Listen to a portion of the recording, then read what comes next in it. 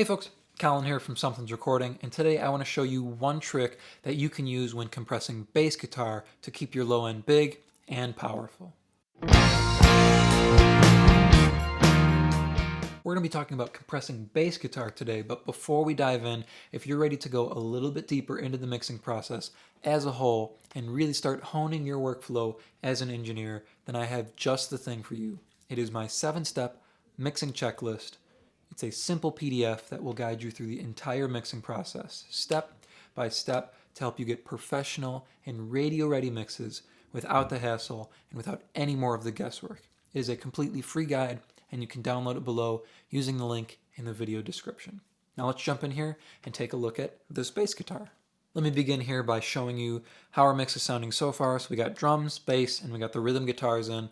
I'll play you what our bass sounds like inside the mix with those elements so far, and then I will solo up our bass so you can hear what it sounds like by itself before we dive into the compressor and our EQ trick here as well. So here's our bass inside the mix so far.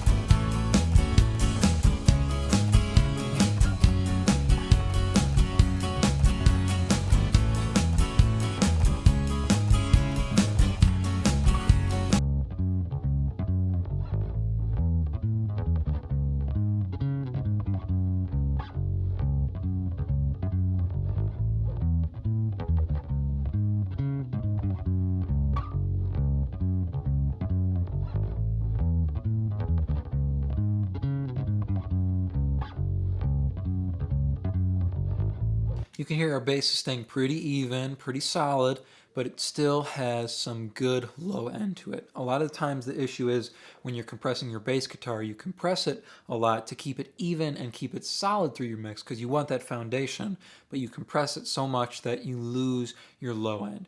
And that's not what you want. You want it to have big low end as well as be a solid foundation for your mix. If it doesn't have low end, it can't be a good foundation to build your mix on. You need that powerful low end to be there on your bass guitar, but you also want it to be even and you want it to be solid. You don't want it moving around a lot or dipping in volume. Let me show you our compressor first here, and then we're going to talk about the EQ after it, which helps us keep our low end. Here's our compressor. We're doing about 3 dB of compression through this passage here. On the louder notes, we're dipping up towards about 5 dB of compression. I like using this FET style compressor or 1176 style compressor. We have the fastest release, so 50 millisecond release, and then our attack is at about, I can't see that up there, 0.55 milliseconds. So not all the way fast, not all the way slow, a little bit under the middle there. We're using our 4:1 ratio, just pushing our input till we're getting about 3 dB of compression across the board, but on our louder notes, we're dipping up towards 5 dB of compression. So it's going to keep our bass nice and solid, not necessarily pinning it. We could put a limiter after if we wanted to pin it. I don't want to pin it. I want to keep some of the dynamic range, but I don't want it bouncing all over the place. So let me play you this, and I will pull off our compressor here. I'm going to nuke the EQ after it for the moment. I don't want you to hear that quite yet. So I'll A/B our fat channel here, which is just this compressor. You can hear how it changes our bass sound.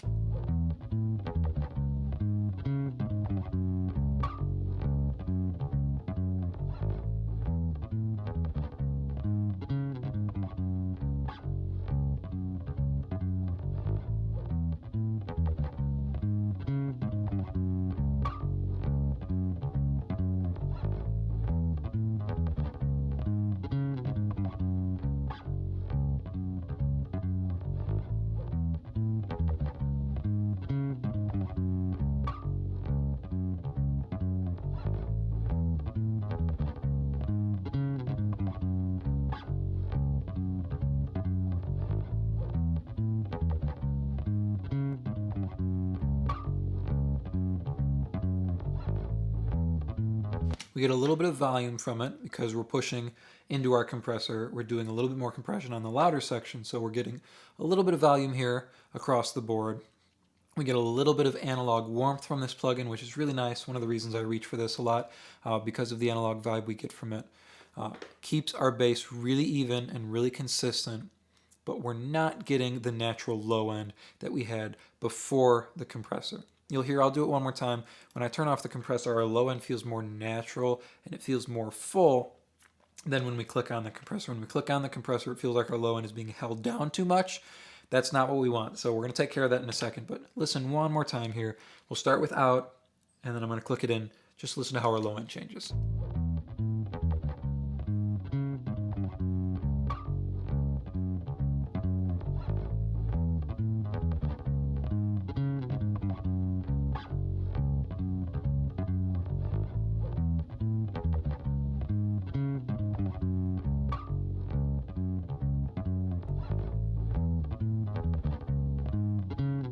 You can hear when we kick the compressor in, we lose our low end, and it kind of shifts more towards low mid area that we're heavy in.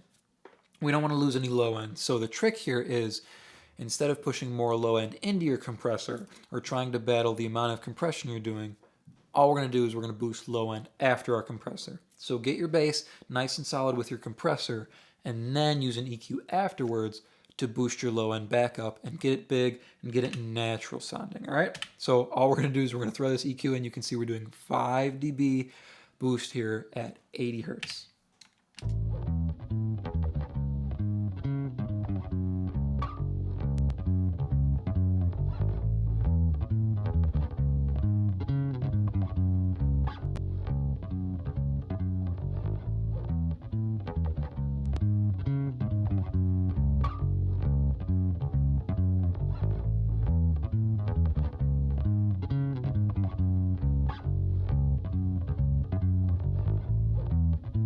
Hear how even our bass guitar is as a whole now.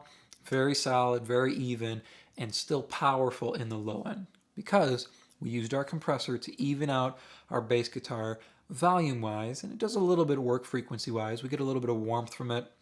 Makes our high end feel a little bit more aggressive, but we lose some of our super lows on it. We lose some of that powerful low end that we want. We get some more low mid area from it, which isn't necessarily what we want. We don't want to lose any low end. So we put an EQ after our compressor to boost up our low end. So everything's even, then we pull up our low end. So get your bass even, get it solid first before you boost up your low end. That's where you're going to save your low end, with your compression. So use your compressor as you want it. Don't try to mess with your compressor. Sometimes it's more difficult to play with your sidechain filter to not compress the low end, because then your low end can be all over the place. Compress your bass as a whole, get everything even across the board, then pull up your low end. I hope that was helpful for you. As I mentioned at the beginning of the video, if you're ready to take your mixes to the next level and really start dialing in your workflow as an engineer, then I have just the tool for you, and it is completely free. It is my 7-step mixing checklist, and you can download it below to start creating more professional mixes in less time. Thank you so much for watching, and I will see you in the next video.